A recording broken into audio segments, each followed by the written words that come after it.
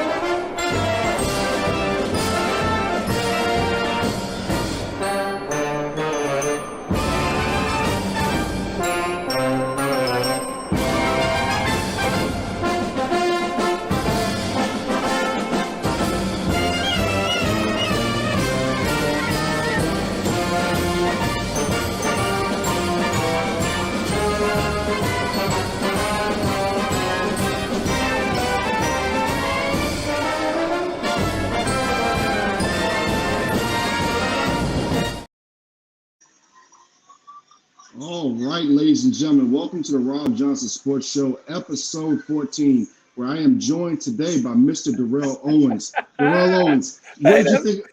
What did you think about the surprise I had for you? Hey, there, man. Hey, look, ain't nothing like going back on a little pack of nostalgia there.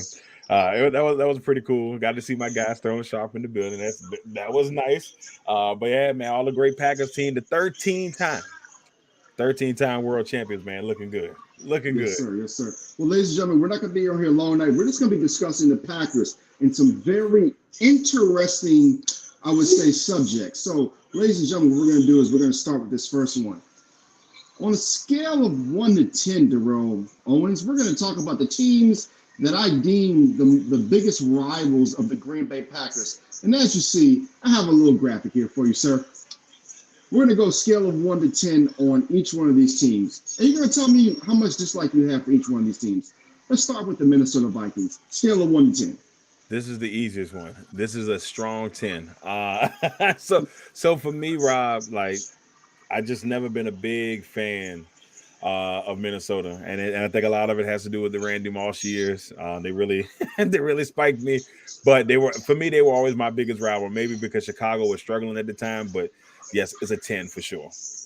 All right, against the Minnesota Vikings all time, the Packers are 64, 56, and 3. Let's go to the Detroit Lions. How much on a scale of 1 to 10 do you dislike them? 5. The 5 is it because you guys are 103, 75, and 7 against them all time? Yeah, I mean, things are pretty good spot with them. I mean, they did sweep us last year, so that part of it is, they're not quite a nuisance just yet, but they're becoming that. I think they swept us twice in the last couple of years, so it's not there yet. But I'm gonna give them a 5 for now. I don't hate them too much. I want to see them kind of do well at some point. All right, let's go to the team that says they're good every year, the Chicago Bears. I'm gonna give Chicago a 9, and that's mostly out of respect. I just, the rivalry is as deep as it's always been. The rivalry is always something, special. It's usually like the first Sunday night game because it's the longest rivalry in NFL history. So for that purpose, even though we own them, even without Aaron Rodgers being there, technically right now we still own them, and technically right now we have the all-time wins in the NFL, just a few games past Chicago. And you guys again are 103, 75, and 7 against them. Let's talk about. I'm sorry, against the Bears. I'm sorry, you guys are 104, 94, and 6. Let's talk about one of the most heated rivalries in the late 90s into the middle 2000s. And a lot of people don't know the Buccaneers used to be in the NFC North for some reason. Talk about your hatred or your dislike. I hate to use the word hatred, but your dislike for the Tampa Bay Buccaneers. Oh man, the Battle of the Bays was really deep in the mid 90s, especially between Warren Sapp. Once Warren Sapp got there, Between Warren Sapp and Brett Favre, they used to just kind of go at it. I mean, Warren Sapp and Brett Favre used to just kind of go at it, and so it was always like, some just a different energy. So for me, I would I'm gonna give them an 8. I'm gonna give them an 8. I used to dislike the Battle of the Bay game when it came around. Is that especially after Warren Sapp injured your offensive lineman and then stood over him? Is that something you remember? Yeah, I'll never forget that, man. The disrespect was real. The disrespect was real. All right, all time 33-22-1. The Packers are against the Buccaneers. The next team, the Dallas Cowboys. Your level of dislike. So when I was young, it was a 10. And you can go above 10 if you want to. You can go above 10. All right, I'm not. Well, see, here's the thing. Like, if it was in the mid 90s, I'd definitely give this a 10. I couldn't stand them during the mid 90s. I absolutely hated them. Now we kind of had the number lately, so the hate is not as bad as it probably used to be. So I'm gonna give it a 7. I'm gonna give it a 7. Yeah, the rivalry's kind of died down a little bit. It's 17-13-0 all time against Dallas Cowboys. Now let's go to this last team. Clay Matthews, if you're watching, please do not watch this. The San Francisco 49ers. They're a 10 right now. They're a 10 right now. And they're a 10 right now. They look. I mean, you go back and you look at the team that's knocked us out of the playoffs 4 times in the last 15 years. At home, they're at their place. It just didn't matter. We could not beat them. 0-4 in the Aaron Rodgers era against them. We haven't beaten them. I don't think we've beaten them in the playoffs since that miserable Terrell Owens game. My cousin somewhere down the line where he caught the pass. He caught it. The catch, Robb, that should have never happened. Why? Because Jerry Rice fumbled the ball the previous play, and then the next year, instant replay was introduced to us because of that moment. That was a big part of the reason why instant replay came back. He fumbled the ball. You go back and watch the tape. That ball was out of his hands as he was going towards the ground, and we should have won the game right then and there. But it is what it is. That's, are you talking about Owens? He caught it. But that's the thing. But here's the other thing. Steve Young should have been sacked as well. Yes, exactly. I mean, it's the only time I don't like hearing my last name. It's the only time I don't like hearing my last name. I'm like, Terrell. if there's one team on this list that you could beat in the NFC Championship game to get to a Super Bowl, who would it be? Minnesota. I think I would take so much joy in it, but I don't know. It's a strong tie between Minnesota and San Francisco, especially with the 49ers fan has been coming at me the last couple of years. So that one might be a little bit more sweeter right now. But personally, I would love to beat Minnesota to go into the Super Bowl. All right, we're going to go to the second question here. If everybody can look down, who is more underappreciated in Packers history, Terrell Owens? Would that be Mr. Dorsey Levens, or would it be my personal favorite, Mr. Donald Driver? So I'm gonna start this statement off by saying that Dorsey Levens was very critical to the Green Bay Packers runs when they went to the Super Bowl. So much love for him. But Donald Driver is the man. And the question and the thing about it is he doesn't get as much love. He's the only Packers receiver to have 10,000 yards receiving. He's number 1 all time in there. He's number 5 in touchdowns, number 1 in targets. And number 1 in receptions. Now Devontae was getting close to him, but obviously he's no longer there. He probably would have passed him if he'd have played one more year with the Packers. But with that being said, I mean, just everything he did it the right way. He was tough. He was physical. I don't remember him ever getting hurt. He was just reliable. And he was a very critical part of the Packers transition from Favre over to Rodgers because Donald Driver was peaking right when Favre was leaving, like really growing. And then when Aaron needed that kind of security blanket to help him get along, Donald Driver was that guy to kind of help him. And of course, then Greg Jennings and then the Jordy Nelsons came in, and then Donald eventually, retired. And for me, it's not even close. It's got to be Donald Driver. Whenever you look at those Packers years and look at those receivers, and people like Stephen A. Smith or others try to say that Aaron didn't have help. What is your response to that? Because what I remember is Donald Driver, Greg Jennings, Jordy Nelson, of always having a reliable tight end, always good running back. So when people say Aaron specifically didn't have help in Green Bay, what is your response to that? Offensively, I can't say that. Offensively, I can't say that. There are times defensively, I'm like, whoo, I don't know what's going on here. There was a lot of times defensively, I would definitely say that. I felt like there were years that they relied so heavily on Aaron in the offense that they was like, well, the defense will be, they'll just have to make it through. There were some years that it was like that. Now, for me, when I look at it overall, even though they may have not been first round picks, he created these guys into Packers legends, or they became Packers legends while they were there. Obviously, when they left, maybe not the same heat that they got. Jordan Nelson, legend, second round pick. Cobb, when he was coming out, just as solid as they come. There were guys that were just so critical to the Packers during that time frame. And then, that's not even mentioning Jermichael Finley. Bubba Franks was there during that time. They had talent. And their offensive lines have always been pretty good. There was a couple years, even though I was surprised, but I didn't know Aaron was the most sacked Packers quarterback of all time. But it makes sense with all the scrambling. But even with that, I go back and look at it and say, even with all the sacks, we still had really good defensive lines every now and then. And so for me, offensively, I don't think that was ever the problem. Offense wasn't the problem. There was a couple years that I felt that the defense had let us down, especially a run defense. Run defense was trash. That's the nicest thing I can say about the run defense in Green Bay. Yeah. And, Donald Driver, 743 receptions, 10,137 yards, 61 touchdowns. I personally believe he should be in the Hall of Fame. Real quick, your thoughts on that? I say that's a tough one because my thing is this, and this will be my one argument for Donald Driver for the Hall of Fame. And I know he probably will never get in, and I understand it. But, as much as I love Sterling Sharpe, and I believe Sterling Sharpe deserves to be in the Hall of Fame, and that may be bias or whatever. I've seen what that man did over a 3 or 4 year span at the receiver position, and kind of changed the position. He was tough, physical, strong, and he was like Steve. To me, he reminded me a lot of Steve Smith, but a larger body, larger frame. You know how tough Steve Smith is. As tough as they come in at the receiver position. And that's toughness-wise. That's the same dream that you had with Sterling Sharpe. But Sterling Sharpe was fast as they come. I mean, he was just really, really good. So when I look at Sterling's numbers, and I'm like, yes, if he had a couple more years, yes, he probably would have been the greatest Packer receiver all time.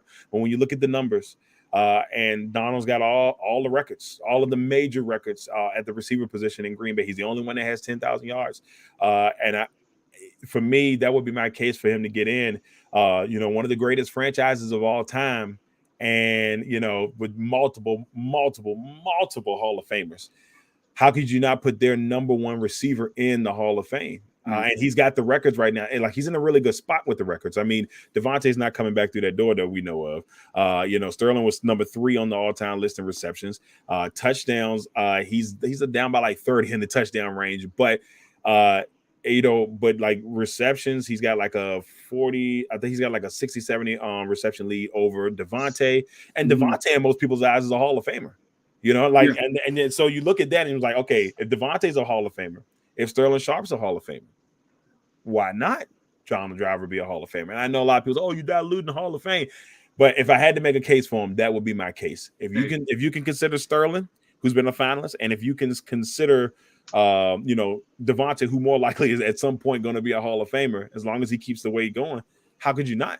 Yeah. How could you not? James Lawson is a Hall of Famer, and he was on terrible teams. Hey, I'll say this: Michael Irvin is a 3-time Super Bowl champion, but when I can guarantee anybody right now, you go look at the highlights. Donald Driver was the first guy I saw that looked like he was faster than everybody ever was on the field, and his 40 time wasn't even that high. All right, Darrell, we are getting crunched here for time. Let's go to the next subject. And on this next subject, prepare yourself, calm yourself, get your answer ready because Packer Nation is watching. Yeah, they're gonna be. I'm gonna show the graph. I'm gonna show the graphic, and then I'm gonna put the banner at the bottom. Check it out, ladies and gentlemen. Yep. You can only choose one. And Reggie White or Charles Woodson. Reggie White had a career of 198 sacks. He had 68 and a half of those in Green Bay. Charles Woodson had a career of 65 interceptions. 38 of those came in Green Bay. I believe a Defensive Player of the Year as well. And he helped lead them to the Super Bowl, and they haven't been back since. Choose, sir. The heat is on. It's tough. It is as tough. And I had to really nitpick this one because Reggie was in that prime of when my early stages of becoming a Packers fan. I was probably 5 or 6 years in as a Packers fan. Mm-hmm. He got there, I think, in year 2 of my Packer fandom, and obviously he was there for another 4 or 5 years. The one thing that kind of so I'm going to pick Reggie. And here's the reason why. Reggie came there on his own. Reggie came there on his own and wanted to be in Green Bay. Felt like it was his calling. If you go back, go watch the story, he wanted to be there. Now, Charles didn't initially, he wasn't too excited. Reports always say that he wasn't too excited about coming to Green Bay initially. It wasn't what he didn't want to leave Oakland. He didn't want to leave Oakland, and he felt like he was being. Now he grew and began to love Green Bay. Obviously, the Hall of Fame career he had in Green Bay alone became a fan favorite. Yeah, became a fan favorite. Defensive Player of the Year. His only one was in Green Bay. His Super Bowl is in Green Bay. So it's tough. But I'm going to go with Reggie only because I don't think free agents would ever have thought about Green Bay until the Minister of Defense said, man, if the Minister of Defense can come to Green Bay, maybe I can go to Green Bay. And I don't think we were getting free agents like that until he made that leap. By that time, free agency was kind of here and there. And that's the only reason why I'm picking Reggie over Charles, because they both did so much for the Packers organization, and they were just amazing. And I love both of them. I mean, they shine green and gold through and through. But for me, if I'm giving the edge, it's a small edge, but I'm going to give it to Reggie. And for the young people today, Darrell, who don't understand just how big it was for Reggie White to not only lead a great defense in Philadelphia, he came to Green Bay in 1993. Talk about, again, just how significant that moment was in football history. You have one of the great defensive players of all time already, and he was, I believe in that time, he was still in his 20s. He was 27. Yeah. He was 32 when he came to Green Bay, but he was still one of the greatest of all time, even at that point. Talk about the significance of him coming to the Green Bay Packers. That small market. It was huge because, like I was saying, the free agency was really just starting to kick off in the NFL around that time frame. And I don't think a lot of people saw Reggie White come into Green Bay. They probably saw maybe even a Dallas or one of the bigger teams, but Green Bay was able to pitch to him, and he wanted to come to Green Bay. So it was very critical for Green Bay because, I mean, even though you had the up and coming stars with Brett Favre at the time, Sterling Sharp was at his peak, but they were still looking for that defensive anchor to be their leader. And Reggie was like, he must have saw something in that team to say, hey, I want to go to Green Bay, and it was critical. It was extremely critical for him to come to Green Bay because a lot of this, especially in today's game, people look at other things. They look at I want to go to the Rams because, they're good, but also the Rams could give me potential marketing opportunities to grow my brand. Everything's about a brand nowadays, and we know how that works. Everything's about a brand, and so that those aspects do get looked into when players make decisions in the free agency. Now, not all the time, but there's a lot of times that does come into a factor. And so to have Reggie White able to come in and say he wanted to be a Green Bay Packer was extremely huge for Green Bay Packer fans everywhere, but just huge for small market teams in general because it gave them a chance when they say, hey, if the Packers can get Reggie White, we can get so-and-so. So I thought it was a really big moment. I'm a Charles Woodson guy, but I can kind of agree with you because what he did back then was very significant. Now, let's look towards the future. I think you're going to like this one, Mr. Darrell Owens. Check it out. There he is. Who is that? That's the future, right? That's J-Lo.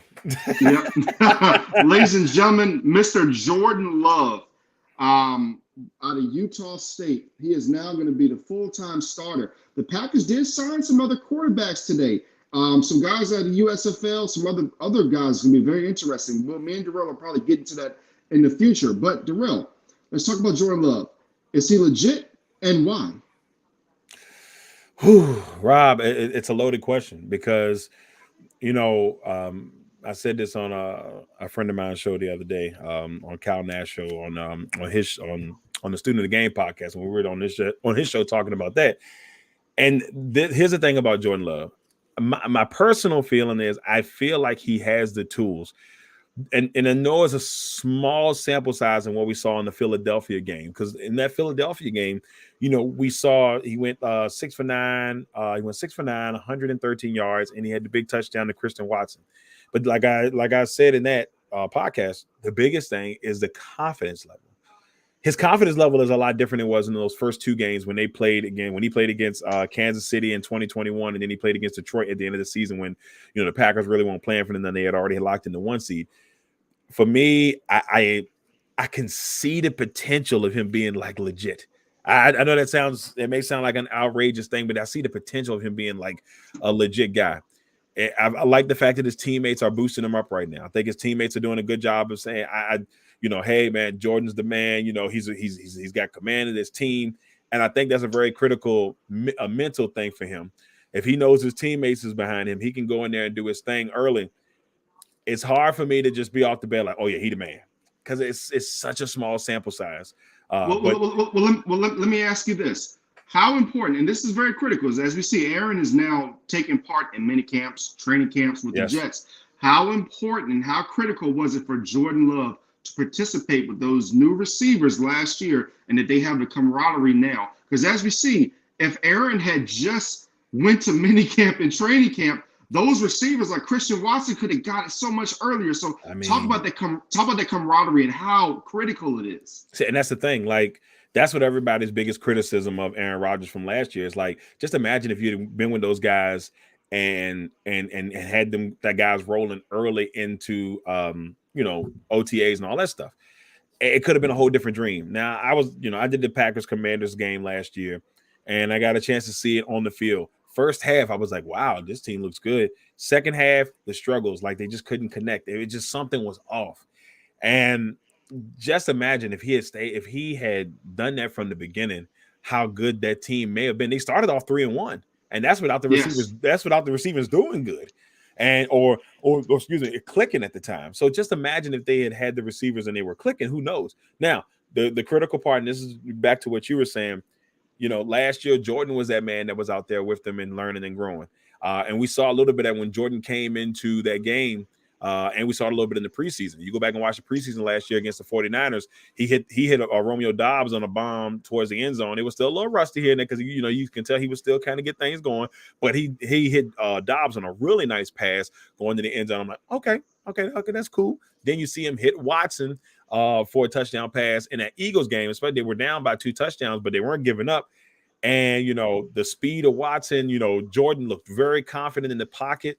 And I said to myself, like, man, just imagine if Rodgers had done that the whole offseason. Now the critical part is this season they've been hanging out together. They've been tossing the ball around. They have been working out together, and I feel like that is going to be huge, especially in the NFC North and especially in the division where I feel like it's going to be the closest division in football. I'm not saying it's going to be, 13, 14, 15 wins. I'm saying it's going to be the closest division in football. We're talking about the winner may be 9-8 or 10-7, and the loser in the division may be 7-10. That's how close I think this division is going to be. It's going to be a dogfight. I want to see the Packers win that thing, but right now, personally, I got Detroit just a little bit ahead of Green Bay, and I would say Minnesota just a little bit below Detroit. That's just me right now. Yeah. Well, speaking of Christian Watson, a little tease there, a little segue, as I like to say on the show, a little segue, a little transition. Tell the NFL world about Mr. Christian Watson and why the NFL world should not sleep on this man. As me and you had that conversation before the draft last year, and I said, Darrell, if you get this guy, he's going to be legit. 41 receptions, 611 yards, 7 touchdowns. His coming out party was against the Dallas Cowboys, which never hurts. I know. I'm sorry, bro. Hey, look, here's the thing. Leading up to this, and I'm going to read this.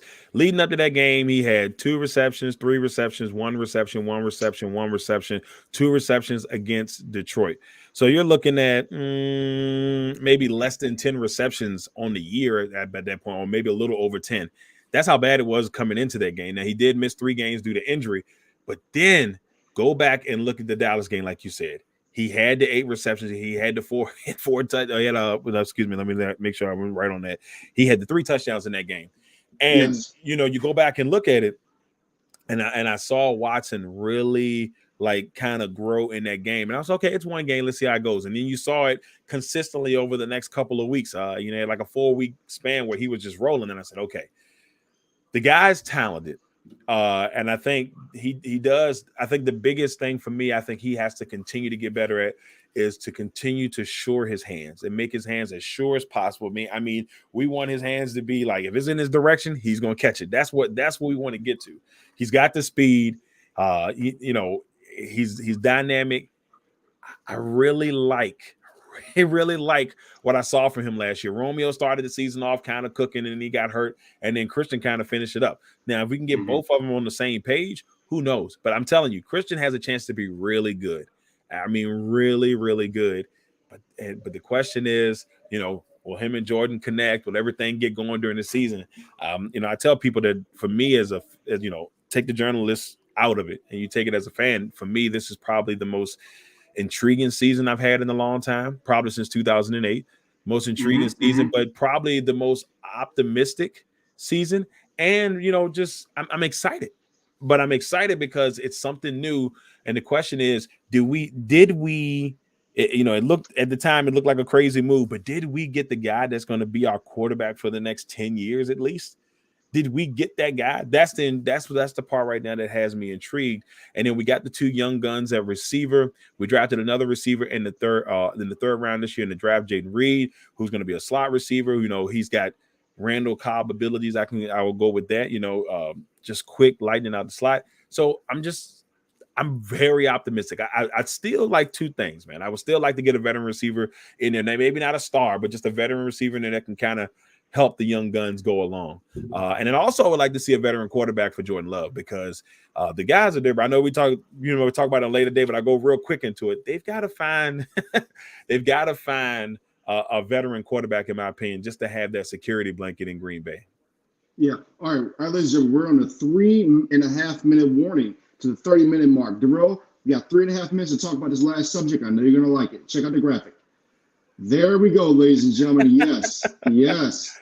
The question is, ladies and gentlemen, let's say somehow that the Packers and the Jets, Rob Johnson creation, by the way, let's say somehow that the Packers and Jets end up in the Super Bowl. What happens in that football game? Whew. Well, the game is in Vegas, so it's already going to be wild. To be honest with you, all the pressure is on Aaron Rodgers in that game. Every bit of the pressure is in Aaron Rodgers. It's on Aaron Rodgers in that game. If somehow I have to stop you. Truthfully, tell me in your heart right now, how bad would you want that football game? I want it bad. Fire it up. No, I want it bad. Look, if I had to be honest with you, man, I want that bad boy as bad as it can get. And I mean, if to get Super Bowl 5, but just to see Jordan Love and that Packers team go and get that dub, and then it really would come back and say, you know what? Was Aaron really the problem the whole time? It's all those questions will start to kind of kick in my head, as a fan or whatnot. But for me, I want it bad, man. I like Aaron Rodgers. Don't get me wrong. 17, 18 years. Great quarterback in the organization. Probably the greatest quarterback in Packers history. There's some people that will still debate that. But for me, we need it, baby. We need it. I need Jordan to go in there, show off, and make that thing happen, man. I would need him to beat Aaron Rodgers. Is this kind of divorce, like the first divorce you guys had? You took your time, you tried to be loving, you tried to be friendly, and then the second divorce, you know what? Just get out of here. So the second divorce even more personal because Aaron Rodgers and because it's only been the one championship. Brett Favre went to two, didn't win two, but he went to two big games. I think for me, the Brett Favre one was a little bit more personal. Even on the initial part of it, I think Brett Favre was a little bit more personal. I felt this one, the Aaron one, was kind of coming. It was kind of driven. I think I was more prepared for the Aaron one than I was the Brett Favre one. Problem with Brett was every year like, oh, I'm coming back, or I'm retiring. Then he would pop up right before training camp when they were starting to get people prepared as they were trying to move on. So for me, that one hurt more. But what made that one the worst is when Brett Favre decided to put on that purple and gold. The treason. I said I was in your comments last night on your show, and I'm gonna tell you right now, if that man ends up in Minnesota, the treason is real. I'm gonna tell you right now, I will be hot. It took me a long time to bring Brett Favre back in the fold. If he finds his way in Minnesota, there's no treason like that. That treason to me is just no. 20 seconds remaining. Tell me this: would you like the score to be, and what you would want Jordan Love's stats to be? 20 seconds. Oh man, I want Jordan Love to have at least 400 yards. I mean, we talking about 30. How many touchdowns? I mean, at least 5 touchdowns in that bad boy. And I want the final score. Look, let's be honest with you. I want the final score to be 51-7. I want him to beat him down. All right, everybody. That was Darrell Owens for Legacy Maker Sports Network, Green Bay Packers edition. We'll catch you next time.